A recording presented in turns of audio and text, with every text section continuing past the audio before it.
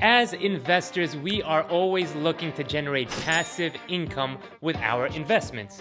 Making money off our money. And historically, the best and most reliable way to do so is by investing in companies that pay you dividends and then compounding those profits over many years. But there are a lot of details within a dividend investing strategy that a lot of people might not know about, myself included for the longest time. So in today's video, we will break down everything that you need to know, including how dividends really work, the best strategy to use with your portfolio, combining options with dividends, and also some solid stocks that pay you free money just to own it. Now, at the end of this video, I will also give you a little bonus tip that will make everything so much easier. So if you're ready, then so am I. Let's begin. Ladies and gentlemen, my name is Alex Pandrea, and welcome back to Pandrea Finance. Let's just jump right into it. But hit the like button first so that we can begin properly. Talking to you out there, Michael. There's somebody out there named Michael watching me like, he's talking to me. Okay, so what is a dividend and what do we need to know about them to make us the most amount of return possible? A dividend is a distribution of the company's earnings back to its shareholders. Basically, the company will pay you a piece of their profits for holding shares in their company as a reward. Thanks for investing with us. Now here's some money. Oh, thank you very much. Now, not all companies pay a dividend, and not all dividend payments are the same. Some companies choose not to pay a dividend because they believe that reinvesting their profits back into the company to grow is a better use of their cash. And the companies that do pay a dividend will choose to only pay a percentage of their profits back to the shareholders. So for every share that you own of the company, that company will pay you a certain dollar amount. This payment is called a dividend payout. Dividends can be paid out monthly, quarterly, or yearly. The dividend yield, which represents the percentage a company pays shareholders, is calculated by dividing its annual dividend payout by its current stock price. So if a company is trading at $20, let's say, and it has a dividend payout of $1 per share annually, then its dividend yield is 0.005 or 5%. This is your annual return in dividend payments for investing in the company, excluding potential appreciation of the stock price. Now, one very important thing to keep in mind is that since the dividend yield is dependent on the stock price, then it will constantly change and is inversely correlated to the stock's price. As the stock price moves up, the dividend yield percentage will go down. As the stock moves down, the dividend yield will go up. So in our prior example, if the stock price moves up from $20 to, let's say, $40, just for sake of argument, then the calculation will be the $1 annual payment divided by $40 now, which now gives us a dividend yield of 2.5 rather than 5%. This is why as companies grow and their share price increases over time, the dividend payment will increase as well to compensate for the lower yield. Now, when putting together the perfect dividend portfolio, there are a few things that you need to look for. The last thing of which being the dividend yield. See, many new investors fall into the trap of searching up for high yield dividend paying stocks and automatically think that this is a good investment, not taking into account some of the more important factors. So let's break it down. If you see a dividend yield of a company increasing, we now know that this is a sign that the company's share price is going down. As the share price goes down, the company's dividend yield will go up, right? And if the share price continues to decrease, the company can cut their dividends or even stop paying altogether. This is why you want to look for dividend aristocrat stocks. Dividend aristocrats are companies that are both in the S&P 500 index and have paid and raised their dividend for at least 25 consecutive years. That's a long time. They also require a certain market cap and shares traded in a given time period, so you know that they are a mature and solid company. Two great examples of this are Coca-Cola and Johnson & Johnson. Coca-Cola, ticker symbol KO, has a dividend payout of $1.76 per share, which is an annualized yield of 2.95%. Johnson & Johnson pays $4.24 per share, which is a 2.41% yield. Both these companies have increased their dividends constantly as the companies grew, which is a great sign for the stability payments of these dividends into the future. Now, here is an important note on dividends. They are taxed at a much lower rate than regular income. You can see here that even at the highest percentage, you are still paying way less in taxes than you would if it were to be considered as regular income or in the short-term capital gains category. This is a good thing.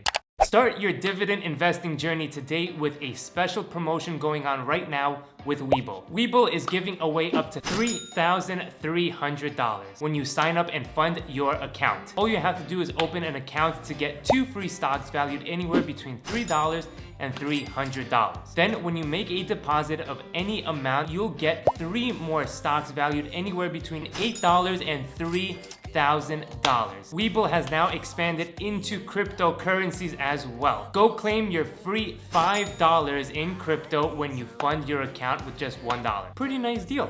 Thanks, Webull. Another factor in picking great dividend stocks is the same in picking any stocks, really, and that is to look at their financial statements. And more importantly, their cash and their debt. An increase in earnings and profit means it's much more likely for the company to be able to raise their dividends because they have more cash on the balance sheet. If a company has a lot of debt, then that could hinder its abilities to constantly pay you. You can also take a look at companies' payout ratio. The dividend payout ratio is the ratio of the total amount of dividends paid out to the shareholders relative to the net income of the company. So basically this means how much of a percentage of the company's earnings do they pay back to you, the shareholder. Some companies pay a small amount of their earnings back to the shareholders, while other companies may pay out all their earnings back.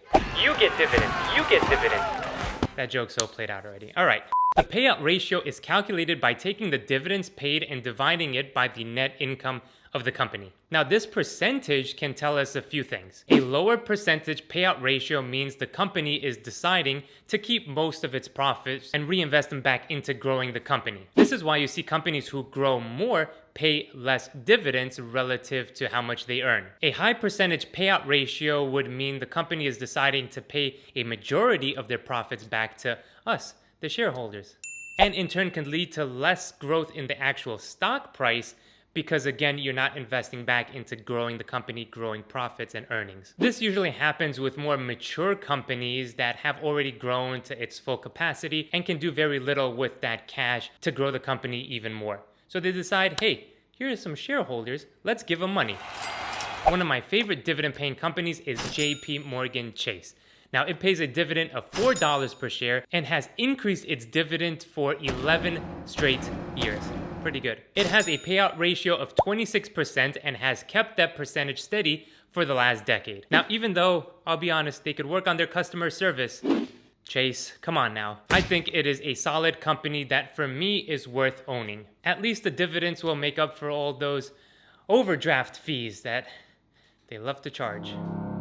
Now, you don't just want stocks alone in your perfect portfolio because stocks represent only one form of dividend income. You want to be diversified with different types of dividends. For example, another very popular form of passive income would be rental income, right? You buy a house and then you rent it out and you collect a form of dividend payment in the rent. But if you want to invest in the market and have the same exposure as these rental incomes and make dividends off of mortgage loans and things like that, then we can look to REITs, which REITs are real estate investment trusts. These are companies that own, operate, or finance income-generating real estate. They basically do all the heavy lifting for you because, let's be honest, you have to go out and find a house and buy a house, rent it out, manage it, fix up things. Or you can just invest in a company that takes care of all that for you and then pays you a piece of their profits. Hey everybody, we have all of these commercial properties and apartment buildings.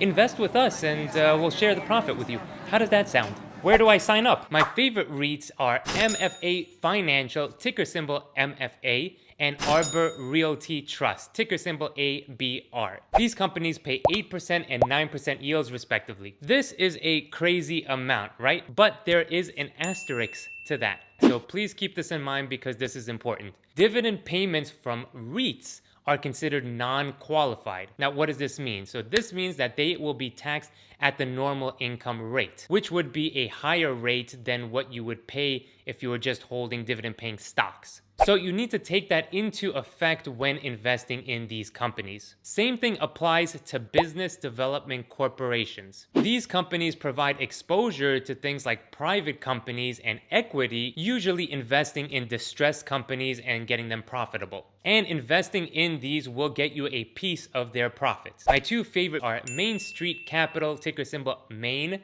and Gladstone Capital, which is GLAD. They both pay around a 6 to 7% dividend yield. For the diversification aspect, I think it's important to add these into the perfect portfolio for exposure to many different types of income, so that you're not just relying on one sector.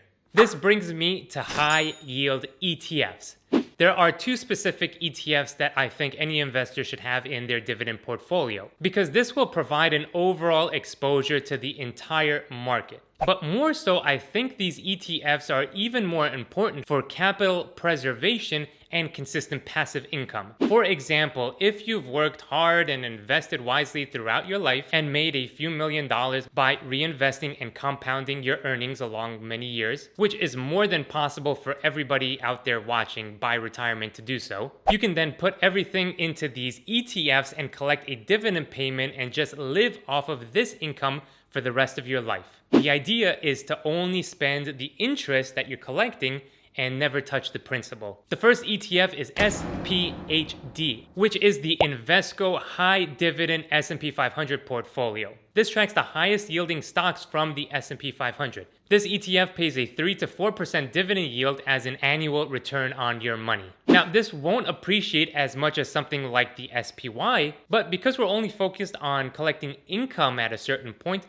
this might be a good trade-off. The second ETF is the iShares Dow Jones International Selected Dividend ETF, ticker symbol IDV. This tracks 100 of the highest yielding securities in developed countries outside of the US. Now, I think this is very important to be diversified worldwide and not just in one market. This ETF pays close to a 4% yield as well, so pretty nice. Okay, now for some bonus tips for your dividend portfolio. First tip is to use dividend.com. This is my go-to site for checking dividend yields, payout ratios, and even dividend capture strategies. This is where they tell you exactly when you should purchase the stock to be eligible for the dividend payment, the upcoming ex-dividend date, and how long you should hold the stock after the dividend payout for the best return historically. The second bonus tip would be to set up a dividend reinvestment plan or DRIP. This is where your brokerage would automatically reinvest your dividends back into your portfolio. This is very important for compounding your profits year after year. Collecting dividends over time allows you to purchase more shares with the cash that you receive. Now, the more shares that you have, the more dividends you will further receive. And this creates a snowball effect that, left long enough, will build you a lot of wealth. Also, because we love using options here on this channel, you may want to explore combining selling covered calls on dividend paying stocks. This way you will not only receive a dividend payment, but also premium that you collect for selling call options on your stock. Now, if you want to learn to sell covered calls and generate passive income, I did a whole video on which you can watch right over here. And if you want to see what I'm investing in, go ahead, check the link down below to my Patreon. This is my private community. I share what I'm invested in, my thoughts on the market. Link is down below. Go watch my other videos, hit the like button, subscribe, hit the bell, do all the stuff, and share this video if you think somebody might enjoy it. Thanks so much, and we will see you on the next one.